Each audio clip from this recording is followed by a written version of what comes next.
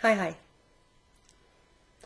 Vefsíðan þín er kjarnatól í markaðsstarfinu þínu og fyrirtæki sem ekki með vefsíðu skortir bæði sýnileika og ekki síður trúverðugleika. Flestu okkar kannast við það að hafa leitað að fyrirtæki eða vöru eða þjónustu og ekki fundið hana heldur bara fyrirtækið bara hreinlega ekki með vefsíðu. Eða þá, sem að getur jafnvel verið ennþá verra, að við finnum vefsíðu en hún er svo hræðilega léleg að við ákveðum að við viljum ekki skipta við þetta fyrirtæki.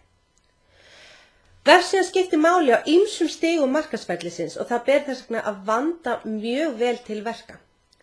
Sumir þurfa í rauninni bara einfaldan vef. Þetta er í rauninni bara nafnspjald á netinu, en það þarf samt að vera til staðar. Aðrir þurfa eitthvað flóknara og jafnvel vefi sem að innihalda vefverslun, eru kannski með áskriftarvefi eða hitt og þetta. Þannig að þá er þetta orðið svolítið flóknara mál.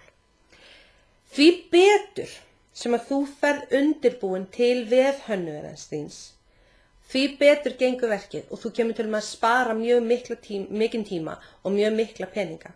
Þetta er alveg eins og einum fyrir bloggpostunum sem að ég hef minnst á með það að þú þarft að koma til skila því sem að þú vilt sjá til þess að hinn aðilinn skilji hvað það er sem þú vilt.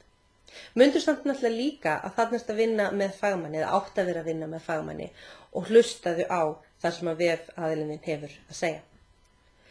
Vertu búin að spekla í því hvað þú fílar og hvað ekki, bæði hvað varðar uppbygging á vefnum, útlit, efni og öðru þess þar og vertu búin að spá í hvaða efni þarf að vera á henni en ekki, sem er ekki síður mikilvægt, hvaða efni þarf ekki að vera á henni.